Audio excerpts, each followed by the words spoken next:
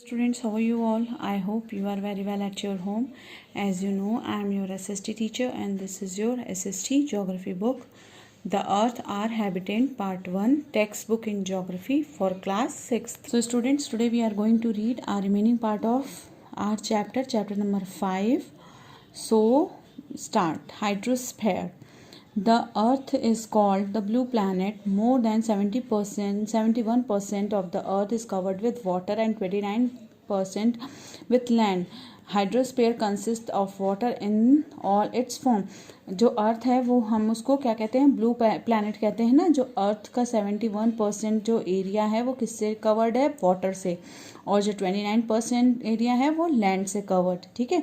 Hydrosphere consist of water in all its form. Hydrosphere में water अलग अलग forms में रहता है. As running water in ocean and rivers and in lake. Running water जो होता है वो ओशंस में, रिवर्स में और लेक्स में होता है. Ice in glacier, underground water and the water vapour in atmosphere. Atmosphere में वाटर वेपर में होता है. All compress the hydrosphere.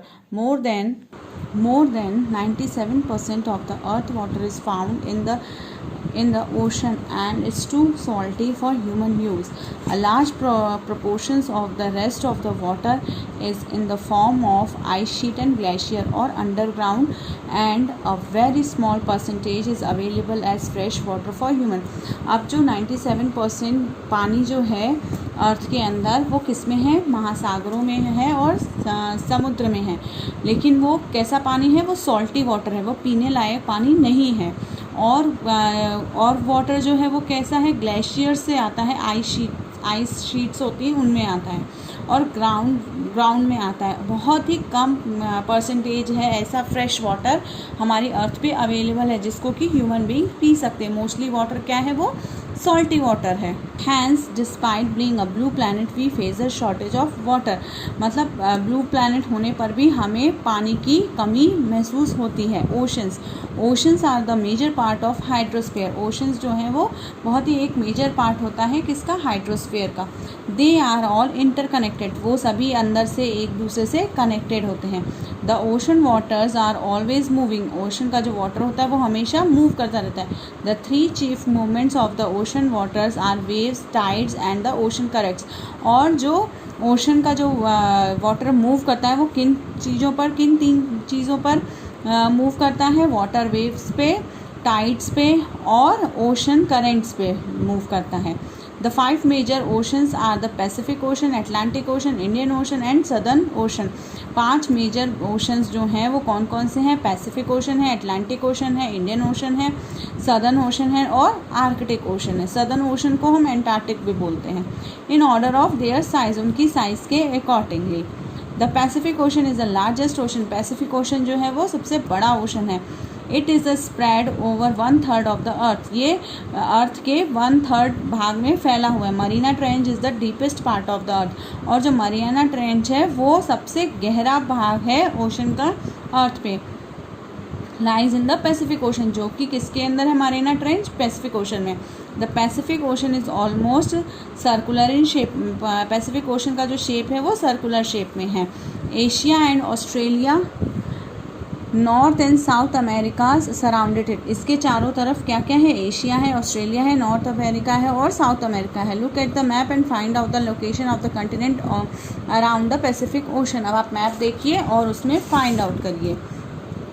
The Atlantic Ocean is the second largest ocean. Atlantic ocean जो है वो दूसरा लार्जेस्ट ओशन है. उसका जो आकार है वो एस के शेप का है. It is flanked by the North and South Americans on the west side, जो कि कहाँ पर है, नॉर्थ अमेरिका और साउथ अमेरिका के वेस्टर्न साइड में है. And Europe and Africa on the eastern side, और यूरोप और अफ्रीका के ईस्ट साइड में है. The coast line of Atlantic Ocean is highly indented. The irregular indented coastline proves that ideal location of the nature harbors and the ports from the point of view the commerce, and it is the busiest ocean. और जो Atlantic Ocean है वो सबसे ज़्यादा क्या है, trade और commerce के व्यापार के लिए सबसे ज़्यादा ये क्या है, बिजी ओशन है, बहुत ज़्यादा बिजी ओशन है. The Indian ocean is the only ocean named after the country. Indian ocean एक एकमात्र ऐसा ओशन है जिसका नाम एक कंट्री पर पड़ा है, दैट इज़ इंडिया। वो कौन सी कंट्री है? इंडिया है। The shape of ocean is almost triangular shape. Indian ocean का जो शेप है वो कैसा है? ट्रायंगुलर शेप में है। In the north it is bound by Asia. नॉर्थ में इसके क्या है? एशिया है। In the west Africa, west में अफ्रीका है। एंड द ईस्ट, ईस्ट में क्या है? ऑस्ट्रेलिया है। The Southern Ocean encircle the continent of Antarctic and extend northward of 60 degrees south latitude. The Arctic Ocean is located within the Arctic Circle and surround the North Pole. Arctic Ocean जो है वो कहाँ पर है? Arctic circle के चारों तरफ north Pole में है। It is connected with the Pacific Ocean by narrow stretch and shallow water known as a Bering street.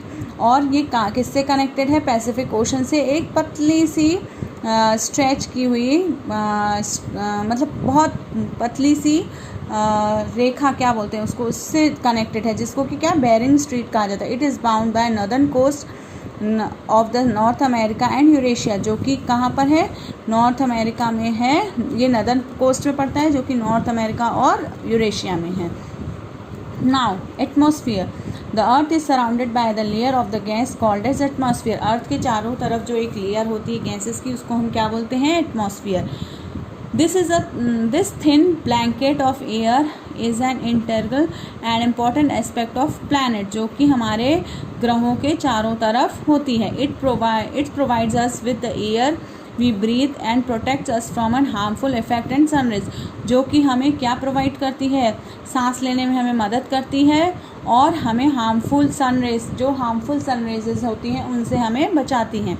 The atmosphere extend up the height of the about 1600 kilometres. जो atmosphere की height होती है वो कितनी है? 1600 kilometres है। The atmosphere is divided into 5 layers. जो atmosphere है वो 5 लेयर्स में बटा हुआ है। Composition, temperature and the other properties, जिसमें क्या क्या होती है? कंपोजिशन, टेम्परेचर और अदर अलग प्रॉपर्टीज़ होती हैं। This layer starting from the earth surface. ये लेयर जो है वो कहाँ से स्टार्ट होती है? अर्थ से स्टार्ट होती है। इट्स कॉल्ड, जो कि अर्थ से स्टार्ट होती है उसको हम क्या बोलते हैं? ट्रेसोस्फेयर। ये देखिए, ये अर्थ से स्टार्ट हो रही है, इसको ट्रेसोस्फेयर बोलते हैं। ठीक है। नेक्स्ट है द स्ट्रेटोस्फेयर। ये देखिए, ये सेकेंड है।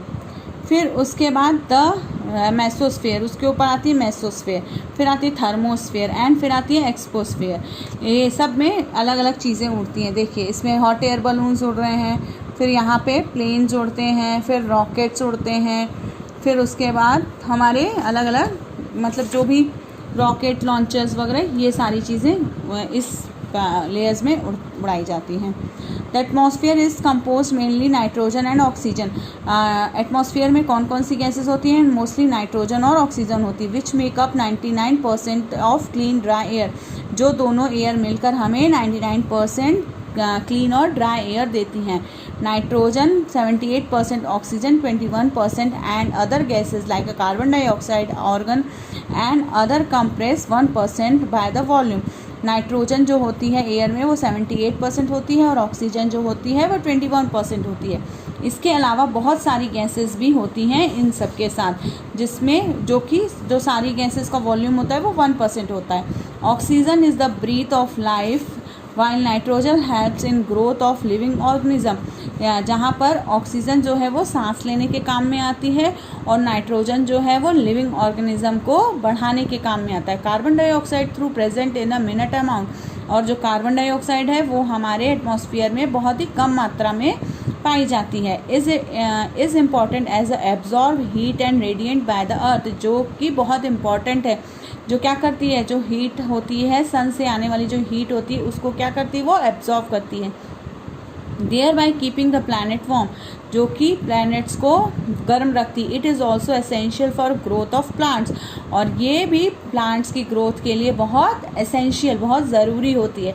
The density of the atmosphere varies with height, जो एटमॉस्फेयर की डेंसिटी होती है वो हाइट के अकॉर्डिंगली मापी जाती है।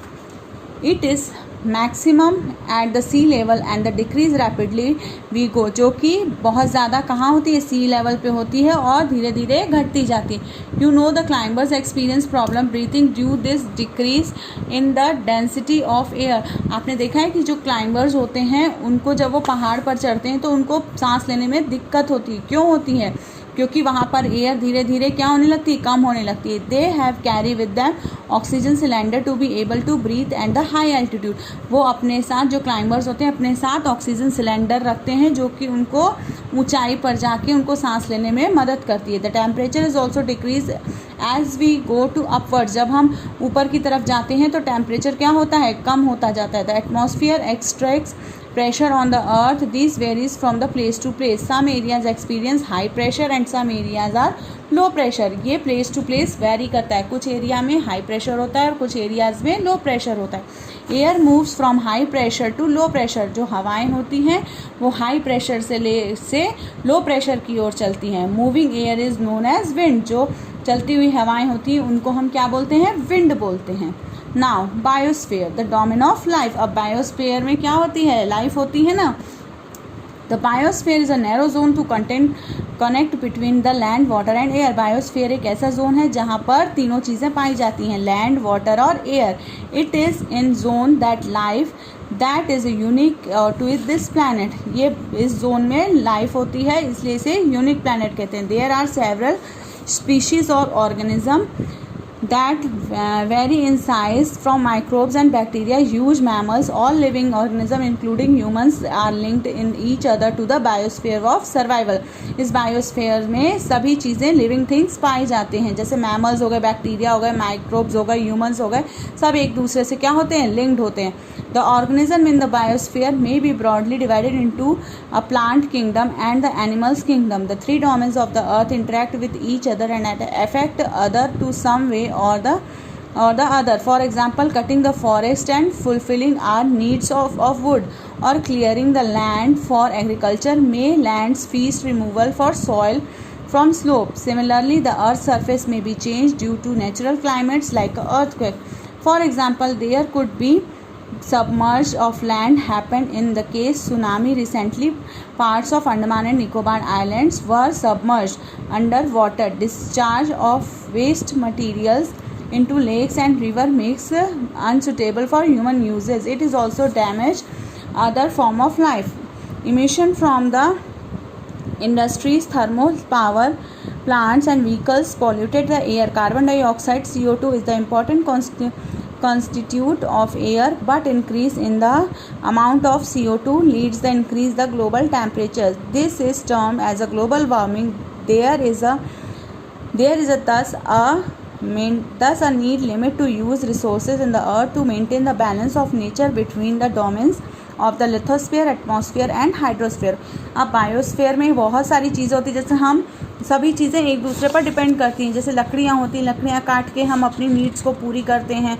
फिर सॉइल होती हैं, स्लोप्स होते हैं, बहुत सारी ऐसी चीज़ें होती हैं जो कि बायोस्फीयर्स में होती है, जहाँ पर जो ह्यूमन बींग्स होते हैं वो क्या करते हैं, एक दूसरे पर आश्रित होते हैं। छोटे ऑर्गेनिज्म किसी पे आश्रित होते हैं, उससे बड़े किसी पे आश्रित होते हैं। तो ये सारी चीज़ें हैं जो लाइफ है वो कहाँ पर एग्जिस्ट करती है, बायोस्फीयर में। So our chapter is finished here. Thank you and take care.